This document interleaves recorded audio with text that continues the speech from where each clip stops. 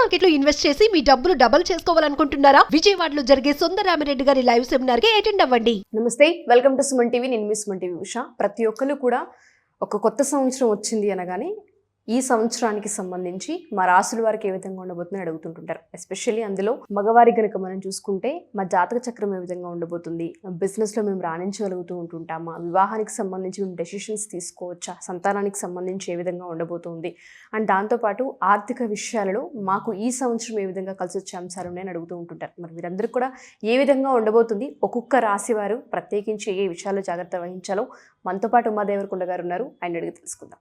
నమస్తే ఉమా గారు. నమస్తే అమ్మా. మేషరాశి మగవారి కనుక మనం చూసుకుంటే గుణగణాలు ఏ విధంగా ఉంటాయి అంటారు? సంవత్సరాంతం కనుక మనం చూసుకుంటే ఏ సంవత్సరానికి ఆ సంవత్సరం ఫలితాలు మారుతాయని చెప్తూ ఉంటుంటారు. సో ఈ సంవత్సరం వీరికి ఏ విధంగా ఉండబోతుంది అంటారు? మేషరాశికి సంబంధించి 3 నక్షత్రాలు ముఖ్యంగా ఉంటాయండి. అశ్విని 1, 2, 3, 4 పాదములు, భరణి 1, 2, 3, 4 పాదములు, కృత్తిక 1వ పాదం దాకా ఈ యొక్క మేషరాశిగా పరిగణించబడతారు. మేషరాశిలో జన్మించినటువంటి ఎవరైనా సరే ముఖ్యంగా అధిపతి కుజుడు అవుతాడు కాబట్టి చాలా ఫాస్ట్ గ్రాస్పింగ్ పవర్ ఉండేటువంటి శక్తి సామర్థ్యాలు వీళ్ళకుండే అవకాశాలు చాలా ఎక్కువ ఉంటాయండి. దాంతోపాటు ఎప్పుడైతే ఈ మేషరాశిలో ఉండేటువంటి 3 నక్షత్రాలకు అశ్విని దేవతలు, శుక్రుడికేమో భరణికేమో యముడు, కృత్తికేమో అగ్ని భగవానుడు కాబట్టి ఖచ్చితంగా పని చేయడంలో వీళ్ళ తర్వాత ఎవరైనా మొదటి అశ్విని దేవతలు డాక్టర్కి సంబంధించినటువంటి వాళ్ళు కూడా చాలా ఉత్సాహంగా, ఎనర్జెటిక్గా, యాక్టివ్గా పనిలో ముందుకు దూకి ఆ పనిని సాహసోపేతంగా చేసేటువంటి శక్తి సామర్థ్యాలు ఉన్నవాళ్ళు. ఇంకా 2 భరణి యముడు కాబట్టి డ్యూటీ మైండెడ్ పీపుల్ అండి. ఏదైనా సరే చేసి తీరాలి అంటే చేసి తీరాలి అంతే. 3వది అగ్ని కాబట్టి ప్యూరిటీ అంటే ఒక ట్రాన్స్పరెన్సీ, వాళ్ళలో ఉండేటువంటి ఒక నిజాయితీ అని చెప్పచ్చు. మేషరాశి జాతకులు చాలా నిజాయితీ పరులు, ధర్మపరులు. వాళ్ళ ఇంట్లో వాళ్ళు తప్పు చేసినా ధర్మం ఎటుంటే అటువైపే వాళ్ళు నుంచుంటారు తప్ప వాళ్ళు బెసగే టైపు మాత్రం కాదండి. మేషరాశి వాళ్ళకి అధిపతి ఎప్పుడైతే కుజుడు అవుతాడో వీళ్ళకి ఇన్ జనరల్గానే 2వ హౌస్ శుక్రుడు అవుతాడు కాబట్టి మాట్లాడేటువంటి విధానంలో కూడా 10 మందిని అట్రాక్ట్ చేసేటువంటి గుణం అనేటువంటిది వీళ్ళకి ఎక్కువగా ఉంటుంది. తర్వాత 4th హౌస్లో చంద్రుడు, సో అధిపతి చంద్రుడు అవుతాడు కాబట్టి కుటుంబపరమైనటువంటి సపోర్ట్ వీళ్ళకి ఎప్పుడూ అందుతూ ఉంటుంది. మాతృ సంబంధించినటువంటి సపోర్ట్ కూడా, తల్లి సపోర్ట్ చాలా ఎక్కువగా ఉంటుందని మేషరాశి వాళ్ళకి. తల్లితో అనుబంధం కూడా చాలా గట్టిగా ఉంటుంది. ఇకపోతే మేషరాశిలో జన్మించినటువంటి వాళ్ళకి మగ సంతానం కలిగింది అనుకోండి, వీళ్ళకి అద్భుతమైనటువంటి రాజయోగం పడుతుందని చెప్పచ్చు. సో అద్భుతమైన రాజయోగం, అందులోనూ మఖా నక్షత్రంలో జన్మిస్తే మేషరాశి వాళ్ళకి రాజయోగమే. ఓకే. ఇకపోతే మేషరాశి వాళ్ళు తప్పకుండా జాగ్రత్తగా ఉండాల్సినటువంటి ఆరోగ్య సమస్యలు కొన్ని చెప్పబడ్డాయండి. 6వ స్థానాధిపతి బుధుడు అవుతాడు కాబట్టి ఖచ్చితంగా న్యూరో రిలేటెడ్ ప్రాబ్లమ్స్ అవ్వచ్చు, అంటే నరాలకి సంబంధించిన ఇబ్బందులు, స్కిన్కి సంబంధించినటువంటి ఇబ్బందులు, ఈఎన్టీ ప్రాబ్లమ్స్ ఎక్కువగా, ఫేస్కి సంబంధించిన ఇబ్బందులు, పింపుల్స్ అవ్వచ్చు, స్కిన్ డిసీజెస్ అవ్వచ్చు, ఇన్ఫెక్షన్స్ అవ్వచ్చు, హెయిర్ ఫాల్ అవ్వచ్చు, ఐ సైట్ అవ్వచ్చు, లేకపోతే ఈ రకమైనటువంటి ఇబ్బందులన్నీ కూడా మేషరాశి వాళ్ళకి వచ్చే అవకాశాలు చాలా ఎక్కువ శాతం ఉంటాయి. ఎక్కువ శాతము మేషరాశి వాళ్ళు లవ్ మ్యారేజ్ చేసుకోవడానికి ఎక్కువ ఆస్కారం ఉంటుంది. సో భార్య మీద చాలా ఎక్స్పెక్టేషన్స్ అనేవి చాలా ఎక్కువ ఉంటాయండి వీళ్ళకి. ఓకే. భార్య, నాకు రాబోయేటువంటి అమ్మాయి అలా ఉండాలి, ఇలా ఉండాలి, నాకు అలా కావాలి, ఇలా కావాలి అనేటువంటి చాలా ఎక్కువ ఉంటాయి వీళ్ళకి. వాళ్ళకి ఎక్స్పెక్టేషన్స్ చాలా ఎక్కువ. కానీ కొన్ని నక్షత్రాలు, ఈ యొక్క అశ్వినికి నిరాశ మిగులుతుంది, భరణికి కూడా కాస్త ఇబ్బందులు ఉంటాయి మ్యారీడ్ లైఫ్లో, కృత్తికకి పర్వాలేదు. ఇకపోతే ఒరిజినల్ 8th హౌస్ వృశ్చికం అవుతుంది కాబట్టి పెళ్ళైన తర్వాత ఈ కుటుంబపరమైన కలహాలు కూడా చాలా ఇబ్బంది పడతారు వీళ్ళు. సో పెళ్ళి అనేటువంటి విషయంలోనే వీళ్ళకి ఇబ్బందులు ఉన్నాయి కాబట్టి పెళ్లి చేసుకునే ముందు ఖచ్చితంగా జాతకాలు చూపించుకోవాలి. ఈ మేషరాశి వాళ్ళకి జాతకంలో, ఇంటర్నల్ జాతకంలో 7th హౌస్ కనుక పాడైంది అని అంటే ఖచ్చితంగా వాళ్ళు ఇబ్బందులు పడుతున్నట్టే. డైవర్స్ ఖచ్చితంగా అయిపోతుంది, మ్యారీడ్ లైఫ్లో ఇష్యూస్ వస్తాయి, అంటే ఇంకా టార్చర్ అనుభవిస్తారు మెంటల్గా. కాబట్టి ఖచ్చితంగా 7th హౌస్ అనేది చూసుకోవాలి. కలత్ర భావం, మగవాళ్ళకి కాబట్టి మనం కలత్ర భావం ఎలా ఉందో చూసుకోవాలి. 2nd, 7th, 11th హౌస్లు ఎలా ఉన్నాయో గమనించుకోవాలి. ఇకపోతే ఒరిజినల్ 9th హౌస్ వచ్చేసి వీళ్ళకి ధనస్సు అవుతుంది కాబట్టి డబ్బు పరంగా వీళ్ళకి 30 సంవత్సరాలు దాటిన తర్వాత అద్భుతమైనటువంటి గొప్ప యోగం ఉంటుంది. 30 ఇయర్స్ తర్వాత చాలా అద్భుతమైన ధనయోగం పడుతుందండి. ముఖ్యంగా మగవాళ్ళకి చాలా అద్భుతమైన ధనయోగము. 10 మందికి పెట్టేటువంటి స్థాయికి వెళ్ళిపోతారు. ఎంత పేద కుటుంబంలో జన్మించినా 10 మందికి పెట్టే స్థాయిలోనే వీళ్ళు 30 సంవత్సరాలు దాటిన తరువాత నుంచి వీళ్ళ జీవితం ఉంటుంది. ఇంకా వీళ్ళ ఇంటర్నల్ జాతకంలో ఏమైనా దోషాలు ఉంటే దానికి తగిన దశ అంతర్దశల వల్ల ఇబ్బంది పడుతుంటారు తప్ప ఈ భాగ్యస్థానం గురుడు అవడం వల్ల మేషరాశి వాళ్ళకి 30 సంవత్సరాల తర్వాత అంతా రాజయోగమే. 33 తర్వాత అండి యాక్యురేట్గా చెప్పాలంటే. బిజినెస్ రంగాల్లో కానివ్వండి, లేదు అంటే ఇండిపెండెంట్గా ఏదైనా వాళ్ళకంటే ఒక వృత్తిని క్రియేట్ చేసుకుని ముందుకెళ్ళాలన్నా కానివ్వండి, వీళ్ళకి కలిసి వస్తుంది అంటారా? జాతకంలో ఇంటర్నల్గా కనుక మనం చూస్తే వీళ్ళకంటూ ఈ వృత్తి అయితే బాగుంటుందని మనం చెప్పొచ్చా?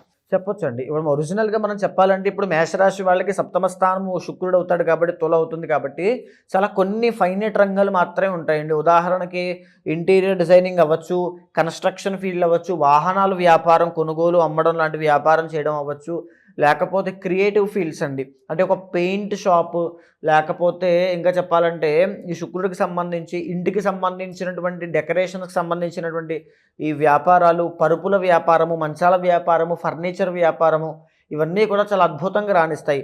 కానీ ఎంత బాగున్నప్పటికీ కూడా ఇంటర్నల్ జాతకాన్ని కూడా గమనించిన తరువాత మాత్రమే నిర్ణయం తీసుకోవాలి. ఓకే, అంతర్గత జాతకం మీద డిపెండ్ అయి ఉంటుంది ఖచ్చితంగా.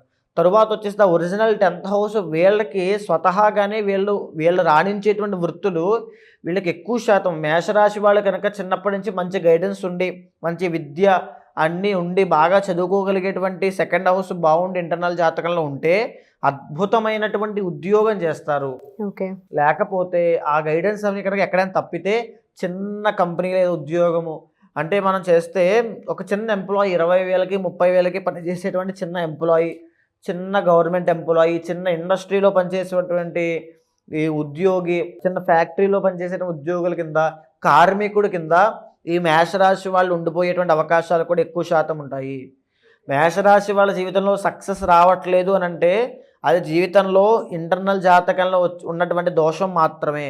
దీనికి తోడు వీళ్ళకి కనుక ఏ కాలసర్ప దోషం ఉంది అని అంటే జీవితంలో ఎదగడం చాలా కష్టము. అయితే ఒరిజినల్ 11th హౌస్ శని అవుతాడు కాబట్టి వీళ్ళ ఇంట్లో పెద్దవాళ్ళ వల్ల అంటే ముసలి వాళ్ళు కానీ పెద్దవాళ్ళు కానీ అంటే 4 ఫాదర్స్ అంటే పెద్ద తాతయ్యలు అవ్వచ్చు, వాళ్ళ వల్ల వీళ్ళకి కాస్త ఇబ్బందులు వచ్చే అవకాశాలు ఎక్కువ ఉంటాయి. ఓకే, వాళ్ళ వల్ల చాలా ఇబ్బంది వచ్చే అవకాశాలు చాలా ఎక్కువ శాతం ఉంటాయి.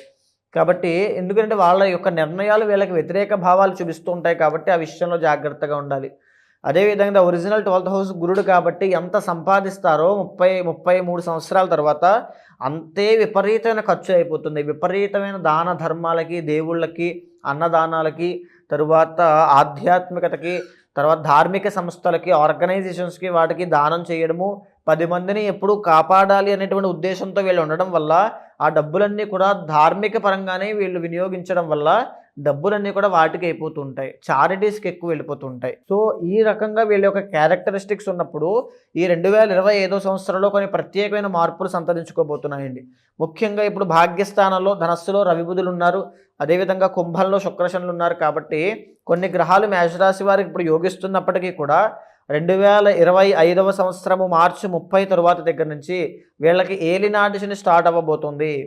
ఇప్పటిదాకా లేనటువంటి ఏలినాటి శని మార్చి 30 తర్వాత వీళ్ళకి రాబోతుంది. 7.5 సంవత్సరాలు ఉంటుందండి ఏలినాటి శని అంటే. 2.5 into 3, 2.5 టోటల్ 7.5 years. ఇప్పుడు వచ్చేటువంటి ఏలినాటి శని 12వ స్థానంలో శని కాబట్టి విపరీతమైన డబ్బులు లాస్ అవ్వడము, ఎంత కష్టపడినా ఫలితాలు లేకపోవడము, అభివృద్ధి అనేటువంటి ఉండదు, అవమానాలు పడుతుంటారు, అయిన వాళ్ళతోనూ కానవాళ్లతోనూ మాటలు పడేటువంటి పరిస్థితి వస్తుంది. తరువాత చూసుకుంటే తల దగ్గర నుంచి ఊపిరితిత్తుల వరకు వచ్చేటువంటి ఆరోగ్య సమస్యల వల్ల ఈ యొక్క మేషరాశి వాళ్ళు ఈ యొక్క మార్చి 30 దగ్గర నుంచి 2.5 సంవత్సరాల పాటు ఇబ్బంది పడేటువంటి యోగం రాబోతోంది. కానీ ఎంత ఉన్నప్పటికీ కూడా వీళ్ళకి ఈ సంవత్సరంలో కాస్త కలిసి వచ్చేటువంటి అంశం ఏమిటంటే 11వ స్థానంలోకి మే 18వ తారీఖు తర్వాత రాహు రాబోతున్నాడు. అది రావడం వల్ల ఈ శని దోషాన్ని ఓవర్కమ్ చేస్తూ రాహు యొక్క బలం ఉండడం వల్ల, బిగ్ ప్లానెట్ అయిన రాహు అనుగ్రహం ఉండడం వల్ల ఆర్థికంగా ఎంత ఖర్చు అయినప్పటికీ కూడా మళ్ళీ ఏదో ఒక రూపంలో డబ్బులు అందుతూనే ఉంటాయి. సో ఆ సర్కిల్ అనేది జరుగుతూ ఉంటుంది. కాస్త అది ఉపశమనం కలిగించే అంశం ఉంది. కానీ జనరల్గానే ఈ యొక్క మేషరాశి వాళ్ళు కనుక సుబ్రహ్మణ్య పాశుపతంతో మహాలింగార్చన చేస్తే ఈ మగవాళ్ళకి అద్భుతమైన రాజయోగం పడుతుందండి. ఓకే, డెఫినెట్గా అండి. ఎవరైతే మేషరాశి మగవారు కనుక ఈ వీడియో కనుక చూస్తే ఆర్థిక సమస్యలు చాలా ఎక్కువగా కనిపిస్తున్నాయి అండ్ ఏలినాటి శని కూడా కనిపిస్తుంది. కాబట్టి బిజినెస్లో రాణించాలి అనుకున్న వివాహానికి సంబంధించి కూడా కొంత మీరు చెప్పడం జరిగింది. ఇబ్బందులు కలుగుతూ ఉన్నాయి. దానికి ముందు సూచికగా అలర్ట్ లాగా ఫస్ట్ అంతర్గత జాతకం చూపించుకొని ఒక స్టెప్ ముందుకు కనుక వేస్తే దానికి తగ్గట్టుగా ఆ లైఫ్ని మార్చుకునే అవకాశం అయితే ఉంటుంటుంది. ఒక స్పిరిచువల్ ఎనర్జీ అనేది వాళ్ళకి చాలా హెల్ప్ అవుతుంది అని చెప్పవచ్చు. సో ఎవరైనా సరే మేషరాశి మగవారు కనుక మా ఈ వీడియో కనుక చూస్తే బిజినెస్ రంగాల్లో ఉన్న లేదా వివాహానికి సంబంధించి ప్రయత్నాలు చేస్తూ ఎన్ని ప్రయత్నాలు చేసినప్పటికీ కూడా వివాహం జరగట్లేదు అనుకునే వారికైనా, లేదా ఏలినాటి శని ప్రభావం అంటే ఏలినాటి శని ప్రారంభం అవుతుంది కాబట్టి ముందుగానే ప్రికాషన్స్ తీసుకోవాలనుకున్నా, జాగ్రత్తలు తెలుసుకోవాలనుకున్నా కంప్లీట్గా మీ అంతర్గత జాతకం మీద డిపెండ్ అయి ఉంటుంది. ఎవరైనా సరే జాతకరీత్యా ఒకసారి ఉమాగారిని కలిసి ఏ విధంగా ఉండబోతుందని తెలుసుకుని పరిహారాలు చేయించుకోవాలి అని మీరు అనిపిస్తే కింద కొడుతున్న కాంటాక్ట్ నెంబర్ని కాంటాక్ట్ చేయొచ్చు. థ్యాంక్ యూ ఉమాగారు, థ్యాంక్ యూ సో మచ్. నమస్తే అమ్మ.